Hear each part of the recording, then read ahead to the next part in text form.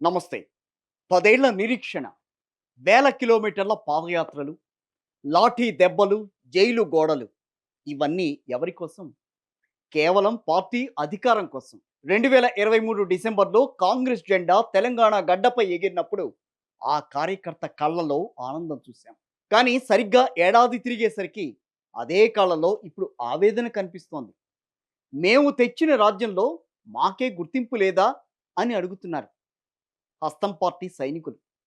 నేతలేమో కుర్చీలో కూర్చున్నారు. మరి కార్యకర్తల పరిస్థితి ఏంటి? అసలు తెలంగాణ కాంగ్రెస్‌లో ఏం జరుగుతోంది?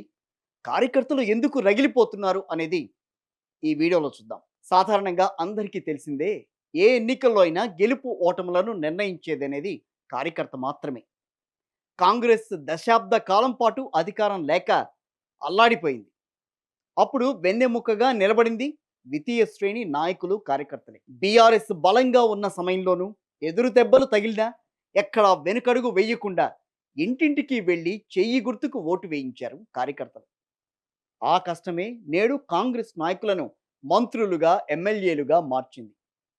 కానీ సీన్ కట్ చేస్తే ఇవాళ నాయకులు సెక్రటేరియట్లో బిజీగా ఉంటే కార్యకర్తలు మాత్రం గాంధీ భవన్ మెట్ల దగ్గరో లేక ఎమ్మెల్యేల క్యాంప్ ఆఫీసుల బయటో గంటల తరబడి వేచి చూడాల్సిన పరిస్థితి. ఎందుకు? సాధారణంగా ప్రభుత్వం రాగానే తమ కోసం కష్టపడ్డ వారికి నామినేటెడ్ పదవులు ఇస్తారని ఆశించడం సహజమే. కార్పొరేషన్ చైర్మన్ల పదవులుంటాయి, మార్కెట్ కమిటీలు, లైబ్రరీ చైర్మన్లు, ఇలా ఎన్నో రకాలుగా ఆశలు పెట్టుకున్నారు ద్వితీయ శ్రేణి కార్యకర్తలు, నేతలు. అయితే ప్రభుత్వం వచ్చి 2 ఏళ్లు గడుస్తోంది. పదవుల పంపకం మాత్రం అక్కడే ఉంది. నత్తనడకన సాగుతోంది. ఒకవేళ ఇచ్చారు అని అనుకున్నా అవి మళ్ళీ ఆ పై స్థాయి నేతల అనుచరులకో లేక ఇతర పార్టీల నుంచి వచ్చిన వారికో దక్కుతున్నాయనే విమర్శలు గట్టిగా వినిపిస్తున్నాయి. ముళ్ళ కంచెలో నడిచిందేమో మేము, పూలబాట్లో నడుస్తోంది వేరే వాళ్ళ అనేది ఇప్పుడు క్షేత్రస్థాయిలో వినిపిస్తున్న కాంగ్రెస్ కార్యకర్తల నుంచి వస్తున్న ప్రధాన ప్రశ్నే.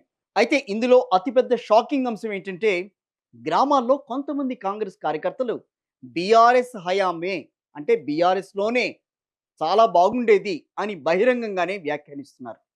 ఎందుకనంటే గత ప్రభుత్వం అంటే బీఆర్ఎస్ ప్రభుత్వం అటు కార్యకర్తలకు, ఆ ప్రభుత్వంలో కార్యకర్తలకు ఏదో ఒక పని అనేది దొరికేది. కానీ ఇప్పుడు సొంతంగా కాంగ్రెస్ పార్టీలో ఉన్న, ఆ పార్టీ అధికారంలో ఉన్న స్థానికంగా ఒక్క పని కూడా చేయించలేకపోతున్నామని కార్యకర్తలు వాపోతున్న పరిస్థితి. అటు అధికారులు కూడా కాంగ్రెస్ కార్యకర్తల వాళ్ళ మాట వినాల్సిన అవసరం ఏంటి అన్న రకంగా వెళ్తున్నాయి. అన్న రకంగా ఫిర్యాదులు బయటకు వస్తున్నాయి. మంత్రులేమో తమ వాటాల గురించి, పై స్థాయి రాజకీయ నాయకుల గురించి ఈ రకంగా ఆలోచిస్తున్నారే తప్పించి కార్యకర్త ఆత్మగౌరవం గురించి ఎవరూ పట్టించుకోవటం లేదనే అసంతృప్తి జ్వాలలు ఎగిసిపడుతున్నాయి. ఈ అసంతృప్తి గనక ఇలాగే కొనసాగితే రాబోయే స్థానిక సంస్థల ఎన్నికల్లో లేదా తదుపరి సాధారణ ఎన్నికల్లో కాంగ్రెస్ భారీ మూల్యం చెల్లించుకోక తప్పదని కార్యకర్తలు హెచ్చరిస్తున్నారు. ఎప్పుడో ఎందుకు, మొన్న జరిగిన సర్పంచ్ ఎన్నికలు కానీ, మొన్న జరిగిన ఎన్నికల్లో, మున్సిపల్ ఎన్నికల్లో ఏ రకంగా కాంగ్రెస్ పార్టీ తన ప్రభావం చూపించగలిగింది అనేది మీ అందరికీ తెలిసిందే. అక్కడ కార్యకర్తలంతా సైలెంట్ అయిపోయారు. పార్టీకి మేము ఇంతకంటే చేయలేం, ఎందుకు, మాకేం చేస్తోంది పార్టీ అని వాళ్ళు బహిరంగంగా ప్రశ్నించిన సందర్భాలు చాలా చోట్ల గమనించాం. సో ఇక్కడ ప్రధానంగా ఎదురయ్యే వ్యవహారం ఏంటనంటే, ఓట్లు వేయించాల్సింది కాంగ్రెస్ కార్యకర్తలే.